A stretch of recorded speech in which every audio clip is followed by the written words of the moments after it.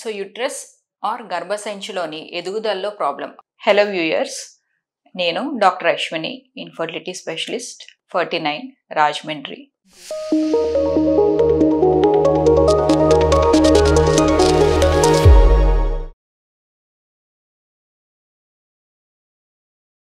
పుట్టుకతోనే ఏమన్నా ప్రాబ్లమ్స్ ఉంటే వీళ్ళల్లో కూడా మనము డిఫరెంట్గా కేటగరైజ్ చేశారు వరల్డ్ వైడ్గా అకార్డింగ్ టు ఏఎస్ఆర్ఎం అంటే American society of reproductive medicine వాళ్ళు కాన్ఫరెన్సెస్లో వాళ్ళు ఇచ్చింది ఒక టైప్ ఆఫ్ క్లాసిఫికేషన్. అలాగే ఎష్రే గ్రూప్ అంటే European society of human reproductive endocrinology group, అలాగే వాళ్ళు కూడా they have categorized anomalies into different groups అన్నమాట. So even now combined uterine morphological association అనే ఒక గ్రూప్ బట్టి కూడా మనకి క్లాసిఫికేషన్ అనేది ఇచ్చారు. సో వరల్డ్ వైడ్ గా అసలు ఇలాంటి యుట్రైన్ అనామలీస్ ని క్లాసిఫై చేశారనమాట. పేషెంట్స్ ఇచ్చిన కంప్లైంట్స్ బట్టి, వాళ్ళ అల్ట్రాసౌండ్ బట్టి, ఎంఆర్ఐ బట్టి, so they have classified. So brief గా అంటే ఒక ఏఎస్ఆర్ఎం క్లాసిఫికేషన్ తీసుకుంటే మీరు ఈ పిక్చర్ చూస్తే మీకు ఒక ఐడియా వస్తుంది. సో యుట్రస్ మీకు ముందు చెప్పినట్టుగా సో ఎంబ్రియానిక్ స్టేజ్ అంటే పిండం దశలోనే గర్భసంచి అనేది ఇనీషియల్ గా 2 డక్ట్స్ నుంచి ఫామ్ అవుతుంది. అవి ఫ్యూజ్ అయ్యి ఒక సింగిల్ యుట్రస్, సర్విక్స్, విజైనా కింద డెవలప్ అవుతుంది అనమాట. సో ఈ డెవలప్మెంట్ లో ఏదన్నా అనామలీ ఉంటే వీళ్ళకి రకరకాలుగా ఈ డిఫరెంట్ స్టెప్స్ లో ఎక్కడన్నా ప్రాబ్లం అనేది వస్తే సో రకరకాలుగా గర్భసంచిలో ప్రాబ్లమ్స్ అనేవి, అబ్నార్మాలిటీస్ అనేది మనం చూస్తూ ఉంటాం అనమాట. సో దీన్ని ముల్లేరియన్ అనామలీస్ అంటారు. సో ఇదొకటి ముల్లేరియన్ ఏజెన్సీ అంటే అసలు యుట్రస్ పైనుంచి కింద వరకు ఎక్కడ డెవలప్ అవ్వదు. సో వీళ్ళల్లో సర్వైకల్ ఏజెన్సీస్ ఉండొచ్చు, అంటే సర్విక్స్ మధ్యలో పార్ట్ డెవలప్ అవ్వకపోవడం. ఇంకోటి ఏంటంటే Mullerian agenesis with atrophic uterine remnants అనమాట. అంటే యుట్రస్ చాలా చిన్నగా ఉండిపోతుంది. సో అలాగే డిస్టల్ సర్వైకల్ ఏజెన్సీస్ కింద పార్ట్ ఆఫ్ సర్విక్స్ ఉండకపోవటం, యూనికార్నియేట్ యుట్రస్ అంటారు. ఇంకొక రకం ఇది యూనికార్నియేట్ యుట్రస్ అంటే 2 మీసోనెఫ్రిక్ డక్ట్స్లో ఒక డక్ట్ మాత్రమే డెవలప్ అవుతుంది.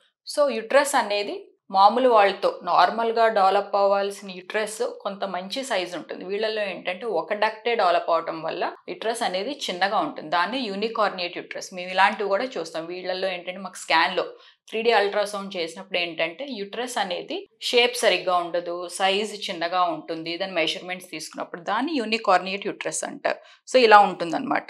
So these are different kinds of unicornuate uterus. So unicornuate యుట్రస్లో కూడా మనకి సర్జరీ ద్వారా కొంతవరకు యుట్రస్ సైజుని మనం పెంచవచ్చు. దాన్నే మనం హిస్టోస్కోప్ ద్వారా మెట్రోప్లాస్టీ చేయడం. సో దీనివల్ల సక్సెస్ రేట్ 100% అందరికీ ఉండదు, కానీ కొంతమందికి ఉపయోగపడదు. So before going to IVF అనమాట. వీళ్ళకి చెప్తా ఉంటే ఏమన్నా ఐవీఎఫ్ ప్రొసీజర్ ఫెయిల్ అవుతున్నా వాళ్ళలో ఏంటంటే వాళ్ళకి హిస్టోస్కోప్ ద్వారా మెట్రోప్లాస్ట్ చేసి కొంతవరకు యుట్రస్ని కొంచెం సైజు పెంచవచ్చు. దీనివల్ల ఏంటంటే బ్లడ్ సప్లై కూడా పెరుగుతుంది. సో ఇది one kind of treatment. So ఇలా ముల్లేరియన్ అనామలీస్ ఉన్న వాళ్ళకి మాత్రం యుట్రస్ డెవలప్ అవ్వకపోతే వాళ్ళకి నెక్స్ట్ ఆప్షన్ ఏంటంటే ఓవరీస్ లోంచి మనం అండాశయాల నుంచి అండం అనేది బయటకు తీసి దాన్ని బయట ల్యాబ్లో ఫలదీకరణ చేసి వచ్చిన పిండాల్ని మనము ఎంబ్రియోస్ని అద్దె గర్భంలో దాన్ని సరగసి థర్డ్ పార్టీ రిప్రొడక్షన్ ద్వారా వాళ్ళకి ప్రెగ్నెన్సీ అనేది ఉంటుందన్నమాట. దాన్ని మనం కపుల్తో డిస్కస్ చేసి వాళ్ళ ఓకే అంటేనే మనం ఫర్దర్గా ఉంటాం. బట్ స్టిల్ ఇలాంటి ఆప్షన్స్ కూడా ఉన్నాయి. సో నెక్స్ట్ ఇలాగే అదర్ కైండ్ ఆఫ్ అనామలీస్ వచ్చి యుట్రైన్ డైడల్ఫస్ వేర్ 2 మీసోనెఫ్రిక్ డక్ట్స్ ఫ్యూజ్ అయ్యి సింగిల్ యుట్రస్, సర్విక్స్, వెజైనా కింద ఫామ్ అవ్వదు. అండ్ వీళ్ళలో ఏంటంటే అవి 2 ఫ్యూజ్ అవ్వవు, అలాగే ఉండిపోతాయి. సో 2 గర్భసంచుల కింద ఇలా ఉంటాయి అన్నమాట. సో వీళ్ళకి 2 సర్విక్స్లు ఉండొచ్చు. సో వీళ్ళకి ఏంటంటే ప్రెగ్నెన్సీస్ వస్తాయి కానీ అబార్షన్స్ అయిపోతాయి ఎర్లీగా. సో వీళ్ళల్లో ఏంటంటే మేము ముందే కౌన్సిల్ చేయాల్సి ఉంటుంది. సో ఒకవేళ ఫర్దర్గా ప్రొసీజర్స్కి వెళ్ళినా సక్సెస్ రేట్ ఎలా ఉంటుంది ఐవీఎఫ్ వల్ల. సో అందులో ఏది పెద్దదైతే ఆ గర్భసంచిలోనే మేము పిండం అనేది పెడతాం. సో నెక్స్ట్ ఇలాగ అనామలీస్ ఏమన్నా అడ్డుపొరలు ఉన్నా దీన్ని కరెక్ట్ చేయడం. సో యూనికార్నియేట్ యుట్రస్ ఇందాక చెప్పినట్టుగా ఒక యుట్రస్ డెవలప్ అవుతూ ఇంకోటేమో రూడిమెంటరీగా ఉంటుంది, రూడిమెంటరీ హార్న్. అవసరమైతే కొంతమందిలోకి ఈ రూడిమెంటరీ హార్న్ అనేది రిమూవ్ చేయాల్సి ఉంటుంది. సో ఇలాంటి అనామలీస్. సో అలాగే కొంతమందిలో బైకార్నియేట్ యుట్రస్ అంటాము, సెప్టేట్ యుట్రస్. బైకార్నియేట్ యుట్రస్ అంటే ఫ్యూజన్ రిజార్ప్షన్లో కూడా ప్రాబ్లం ఉంటే బైకార్నియేట్ యుట్రస్ అంటాం అనమాట. సో వీళ్ళకి కూడా ఏదైతే ఎటువైపు అయితే పెద్దగా ఉంటుందో అక్కడ మేము ఐవీఎఫ్ ద్వారా వచ్చిన ఎంబ్రియోని అందులో పెడతాం. సో వాళ్ళకి ఈ ఆప్షన్స్ అనేది మనకు క్లియర్గా ఎక్స్ప్లెయిన్ చేయాలి. సో మీకు ఎంతవరకు సక్సెస్ ఉంటుంది, ఎంతవరకు ప్రెగ్నెన్సీ అనేది ముందుకెళ్తుంది, ముందే మేము ఆబ్స్టెట్రిషియన్కి ఇన్ఫర్మేషన్ ఇవ్వటం. సో అవసరమైతే ప్రీటర్మ్ డెలివరీ అయ్యే ఛాన్సెస్ ఉంటాయి, అలాగే NICU కేర్ ఉండే చోట డెలివరీ ప్లాన్ చేసుకోమంటాం. ఇలాంటివన్నీ మేము ముందే వాళ్ళని ప్రిపేర్ చేస్తాం అనమాట.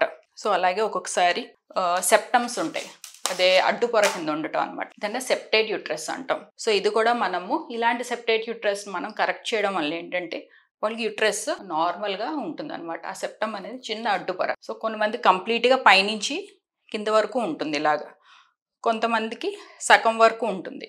సో ఇవేంటంటే వీళ్ళకి ఎక్స్ప్లెయిన్ చేసి దాన్ని రిమూవ్ చేయటం. సో కొంతమందికి ఇలా నిలువుగా ఉంటుంది. సో వీళ్ళలో ఏంటంటే పీరియడ్స్ రావడానికి ప్రాబ్లం ఉండదు, ప్రెగ్నెన్సీలో ఇబ్బంది అవుతుంది. అదే అబ్స్ట్రక్షన్ ఉంటే, ఇలా డైరెక్ట్గా కింద అబ్స్ట్రక్షన్ ఉంటే, వేరే అవుట్ఫ్లో ట్రాక్ట్ అబ్స్ట్రక్షన్ అంటే వాళ్ళకి ఏంటంటే మెన్సెస్ అనేది అవ్వదు. సో ఈ వీళ్ళలో ఏంటంటే ఈ ప్రాబ్లమ్స్ యంగ్ ఏజ్లోనే కనపడుతుంది. వీళ్ళకి ఏంటంటే ఎమర్జెన్సీగా ఒక్కొక్కసారి చిన్న ఇన్సిషన్ ఇచ్చి ఆ ఫ్లూయిడ్ అనేది బయటకు తీయాల్సి ఉంటుంది అనమాట. So depending upon the septum ఎలా ఉంది, నిలువుగానా లేకపోతే అడ్డంగా, సో దాన్ని బట్టి దీని ట్రాన్స్వర్స్ లాంగిట్యూడినల్ సెప్టమ్. సో వీళ్ళలో ఏంటంటే మనము ఈ డయాగ్నోసిస్ అనేది హిస్ట్రోస్కోప్లో కానీ, సో సర్జరీ వరకు కాకపోయినా ఒక్కొక్కసారి ఎక్స్రేలో, చిన్న ఎక్స్రే, దాన్నే HSG అంటాం. సో HSGలో తెలుస్తుంది. ఒక్కొక్కసారి అంతవరకు కాకపోయినా 3D అల్ట్రాసౌండ్ కూడా మనకి మ్యాక్సిమం 80% డయాగ్నోసిస్ అనేది తెలుస్తుంది.